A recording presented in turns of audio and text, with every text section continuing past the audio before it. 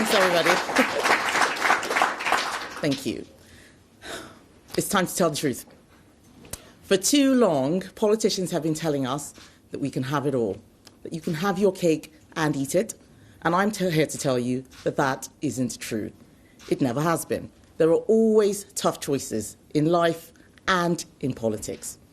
No free lunches, no tax cuts without limits on government spending, no stronger defence without a slimmer state. Governing involves trade-offs, and we need to start being honest about that. Unlike others, I'm not going to promise you things without a plan to deliver them. People are sick of that. They're crying out for honesty. Today, I want to be honest about our economic challenge. The scale of the challenge we face means we can't run away from the truth. Inflation has made the cost of living crisis acute, but the problems go back way further. We've had a poor decade for living standards. We have overburdened our economy. There is too much unproductive public spending, consuming taxpayers' hard-earned money, and there are too many well-meaning regulations slowing growth and clogging up the arteries of the economy. Too many policies, like the net zero target, set up with no thought to the effect on industries in the poorer parts of this country.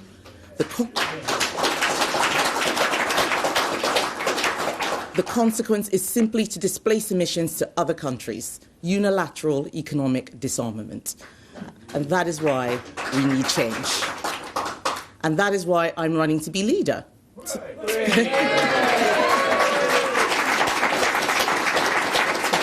To be a prime minister who tells the truth, because the truth will set us free. The problems run deep, and I'm in no doubt about the scale of the challenge any new prime minister will have to deal with. The underlying economic problems we face have been exacerbated by COVID and by war. But what makes the situation worse is that the answers to our problems, conservative answers, haven't been articulated or delivered in a way appropriate to the modern age. We have been in the grip of an underlying economic, social, cultural, and intellectual malaise. The right has lost its confidence and courage.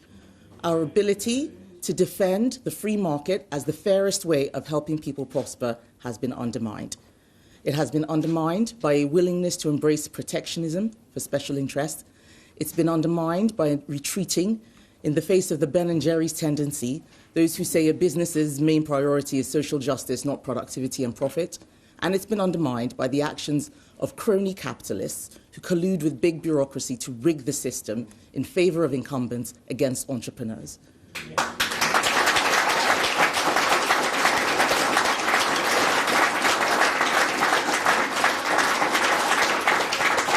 The truth that limited government, doing less but better, is the best way to restore faith in government has been forgotten, as we've pandered to pressure groups and caved in to every campaigner with a moving message. And that has made the government agenda into a shopping list of disconnected, unworkable and unsustainable policies.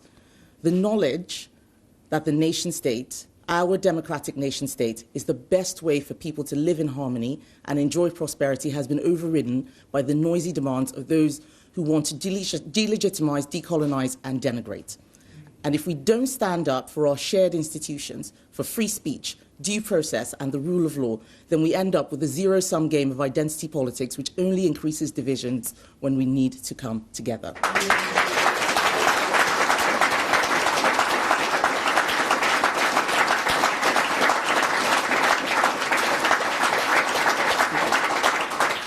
So free markets, limited government, a strong nation state, those are the conservative principles we need to beat back protectionism, populism and polarisation and to prepare us for the challenges ahead to win for our country. If I were Prime Minister, I would be driven by these conservative principles to deliver a fairer, freer, wealthier and united Britain. It's those conservative principles and a belief in facing facts, however uncomfortable, with unflinching honesty that will guide my approach to government and how we put things right. So, how are we going to do this? I'm an engineer, a systems thinker, a problem solver. In engineering, you can't overcome resistance with rhetoric. You can't get the machine to work with promises.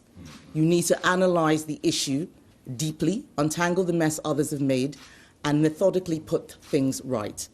In the debate we've been having about the future of our party and our country, there have been lots of promises to cut taxes, and I can understand why. With economic growth faltering and the highest tax burden in decades, it is right that we ask how we reduce taxes on businesses, families, and individuals.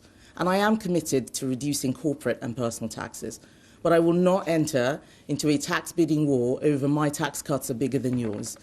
To make promises that you cannot keep is a betrayal of everything that I stand for.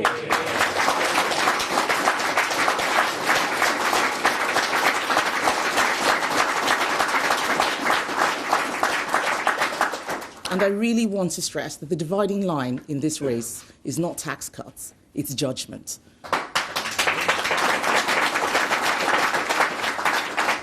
We can only deliver lower taxes if we stop pretending that the state continue to do everything we are currently trying to do. We need to recognise it is not just a matter of doing the same with less. We need to focus on the essentials. We need to be straight with people. The idea we can simply say efficiency savings, click our heels 3 times and they will materialise, it's for the birds. It is the scale and structure of government that drives the inefficiencies. My government will discard the priorities of Twitter and focus on the people's priorities.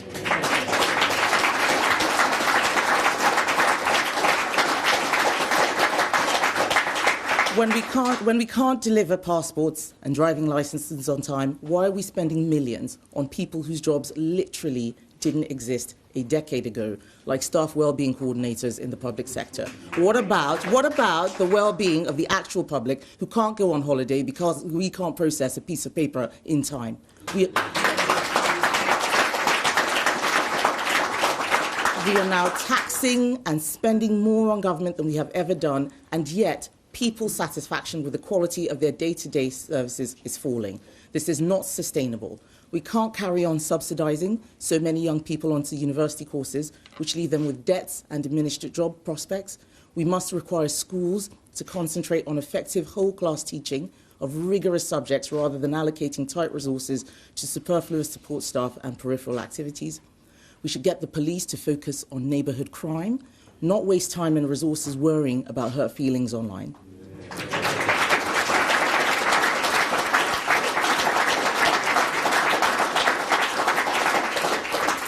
And in reducing what government tries to do, we not only reduce the cost of government, we focus government on the people's priorities, we allow the space for individuals, employers and entrepreneurs to solve problems.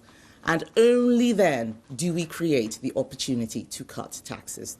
Yes. We can reduce the amount we spend on international aid while still remaining a force for good in the world.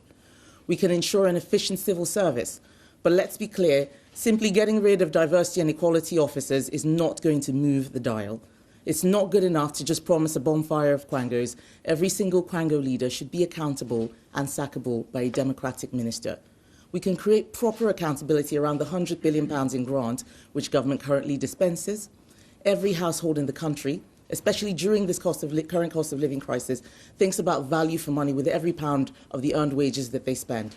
Government doesn't do that with people's hard-earned taxes. While the priority of the £300 billion the government spends on procurement should be value for money, in truth, this is being undermined by tick-box exercises in sustainability, diversity and equality. These are good things, but they need to be done properly, and we mustn't move away from the core mission. Now, I recognise that this is an ambitious agenda, and running to be Prime Minister when you're a 42-year-old is by definition ambitious. But I am ambitious, but for our country and for our party. I chose to become a Conservative MP to serve, and I chose this country because here I could breathe free and I could be everything that I wanted to be. I grew up in Nigeria, and I saw firsthand what happens when politicians are in it for themselves, when they use public money as their private piggy banks, when they promise the earth and pollute not just the air but the whole political atmosphere with their failure to serve others. I saw what socialism means for millions. It's poverty and broken dreams. I came to Britain determined to make my way in a country where hard work and honest endeavour can take you anywhere. I paid my way through college, working in McDonald's, flipping burgers, cleaning loos, and I learned firsthand that earning your own money rather than relying on others gives you not just more freedom, but more dignity. I am so grateful to so many people who took a chance on me and helped me succeed. But I also remember that throughout my life, there have been people who said, you can't, you shouldn't, this is not for you. And in politics, many people who said, you're in the wrong party, you're saying the wrong things, you can't do that. But I'm not the sort of person who you can sideline, silence, or cancel.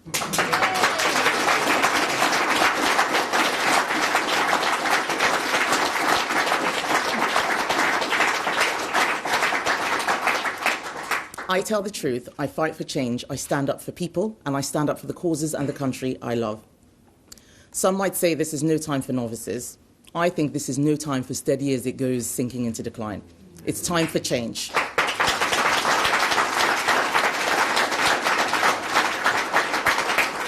To win the next election and deliver Conservative solutions to the challenges of today, the Conservative Party must stand as the party for change. I have the conviction, the courage, and the clarity of thought to deliver that change for the people of this country. Thank you.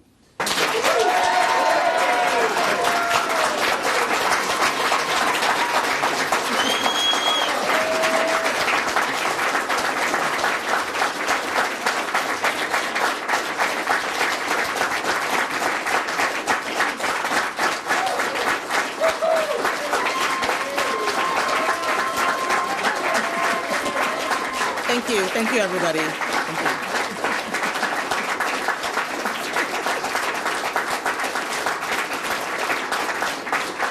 Thank you.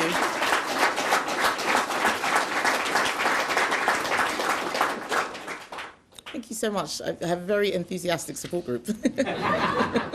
Thank you. And now on to questions. And I think I have a question from Nick from the BBC. Nick? Thank you. Kemi Badenoch, Nick Watt from BBC Newsnight. Anyone who knows you knows that you always speak your mind. But I'm wondering how that would work if you become Prime Minister. And if there's a choice between achieving unity in your divided party or pursuing your convictions, what comes first, unity or conviction? I don't agree with the premise of your question, Nick. I think you can do both. People need to know that what you're saying is true. Without that, you will never get any unity. And perhaps if we'd been honest with each other a lot longer ago, we might be more united than we are now. Perhaps if, for instance, we hadn't made promises to each other, even within our party, about various things that we wanted to do, which some members then didn't see happening, there would be a little bit more trust and then a bit more unity. So I think you have to start from first principles. If people can't believe what you are saying, if they don't know that you're going to do what you say you're going to do, then why should they vote for you? So conviction creates unity.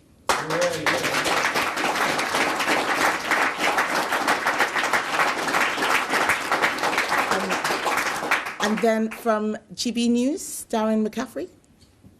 Yeah, hello, Darren McCaffrey from GB News. Just in many regards, in what you've talked about today in setting up the policy agenda, what is the kind of ambition for taking on the Labour Party at the next general election? We may only be 18 months out. What do you think is going to win over those voters who switched to the Conservative Party in 2019? I think it's my approach is to focus on how we can present ourselves as a party of government. I never start by attacking Labour. We are in government and we need to continue to demonstrate competence, but also we need to show that we are a party that listens to the public. For the last few months, we've spent a lot of time talking about ourselves, which I think has been really unhealthy. We need to talk about people's priorities. At the moment, that's cost of living, it's education, it's crime, it's health and social care, it's those bread and butter issues. I do think that Conservatives have the right policies and we need to articulate them better, especially when we have difficult decisions to make. But what I would say to people who are considering voting Labour is that almost everything that we have done that they didn't like, Labour wanted us to do more of it and go faster and harder.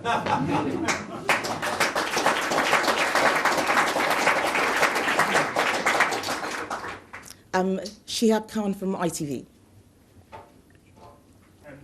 Dominic Raab, the Deputy Prime Minister, and Grant Shapps have come out in support for Rishi Sunak whilst we've been talking. Liz Truss has got the support of Jacob Rees-Mogg and Nadine Dorries. There seems to be significant momentum behind the two of those, both of whom have served in senior positions within the cabinet. How do you differentiate yourself and take those two campaigns on, given that there's so much momentum behind them both? So I have a lot of respect for Rishi Sunak and Liz Truss. I was a junior minister to both of them in the Treasury and inequalities, but I feel that there needs to be a genuine debate in our party before we select the leader. We shouldn't just assume that it's a continuation of what we've had before, but with different personalities. So I do think I am a differentiator, because I do think that I talk a little bit more about what the state is doing wrong. I think we sometimes get overly defensive as a government and don't want to stop doing certain things because it looks like they are U-turns. I think sometimes we worry about changing our minds if things aren't working. I'm prepared to actually look at many of the activities that government is carrying out, which don't necessarily need to be, which the states, in fact, I should say, rather than government, which don't necessarily need to be done. I think that is a differentiator. I think that I differentiated myself from both of them on lots of social issues when I was speaking in my equalities brief, and I have something to say that I think the party and the public want to hear. Yeah. So I'm in this to win it. I'm not worried about Rishi, I'm not worried about Liz or any of the other candidates. I want you to hear the message that I'm giving.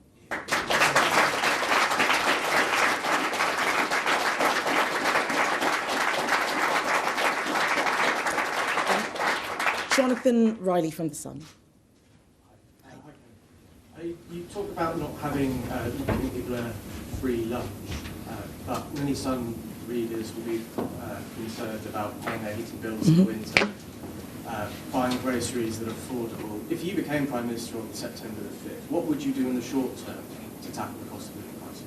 So the cost of living crisis is the big thing that we are dealing with, and inflation is what's driving it and likely to make things worse. So tackling inflation, that's what government should be doing. We need to get it under control, because if we don't, things could still get a lot worse.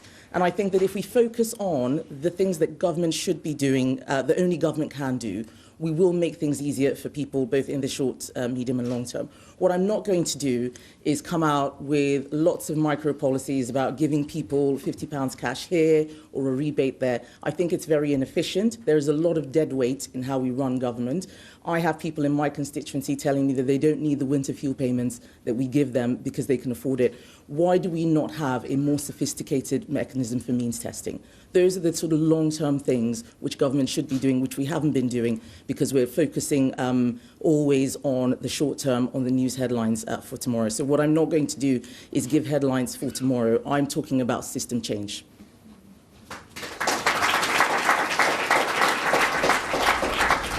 System change. A lot of